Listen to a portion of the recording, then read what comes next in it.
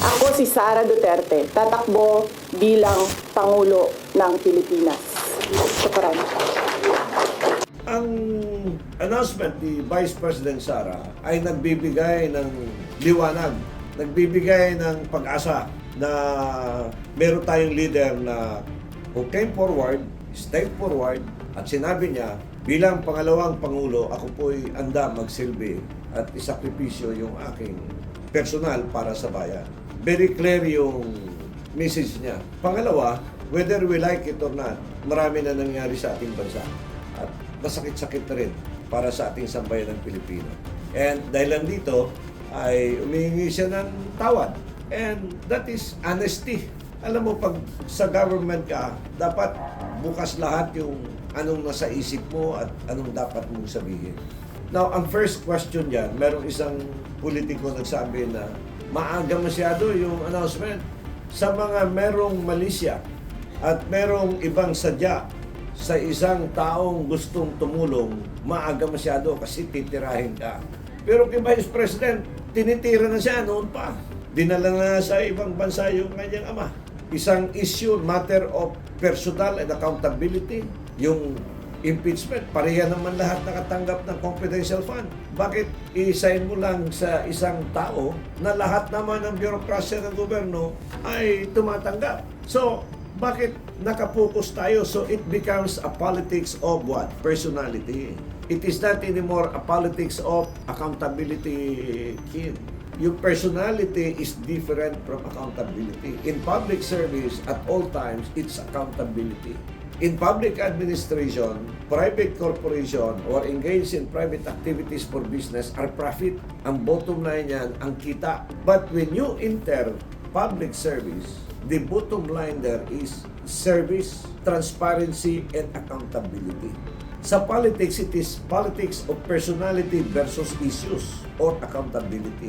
But for Sara, for Vice President Sara, it's not anymore an issue of personality. Nagsakripisyo na siya, hindi siya nagtatago.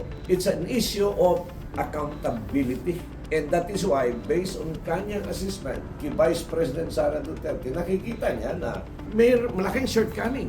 And kasama siya from the beginning.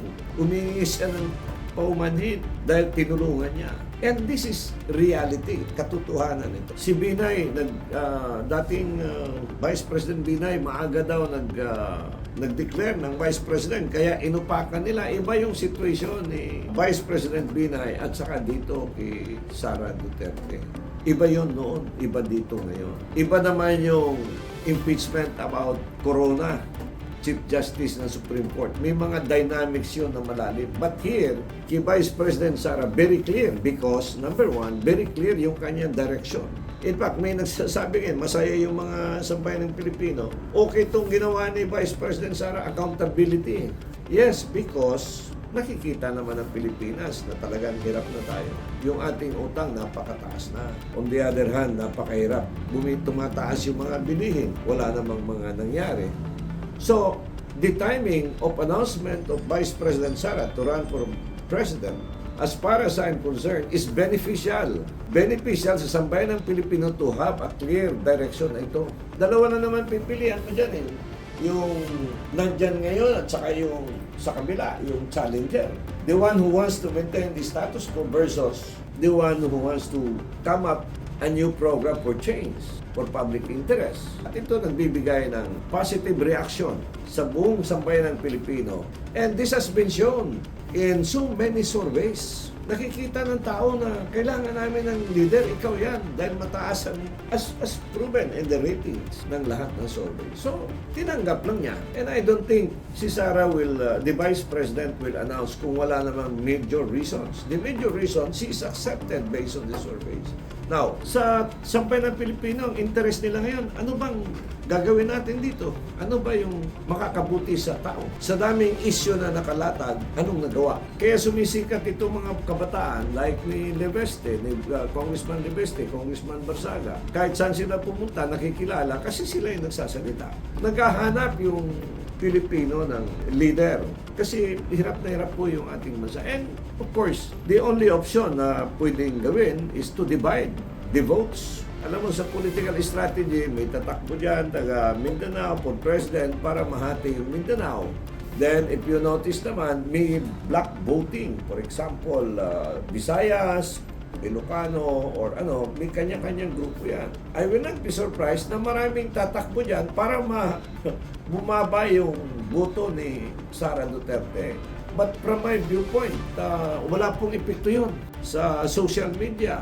In fact, hindi na masyado nagre-rely sa mainstream media. Yung iba, hindi na masyado nagbabasa ng mga newspapers. Sa TV, seldom na. Because sa pagod nagtatrabaho ka eh. Pagdating mo sa bahay, lalo na sa Metro Manila, ang traffic na lang, patay ka na. Pag uwi mo, matutulog ka na. So anong ginagawa mo? Doon ka na sa social media, sa cellphone. Napakalakas ng social media. And lahat ng tao merong hawak ng cellphone.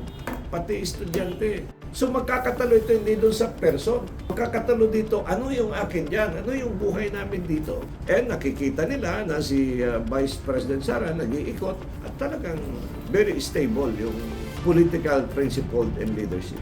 At hindi para sa kanyang pamilya. Very ordinary tao lang. Naka-t-shirt lang nag-iikot eh.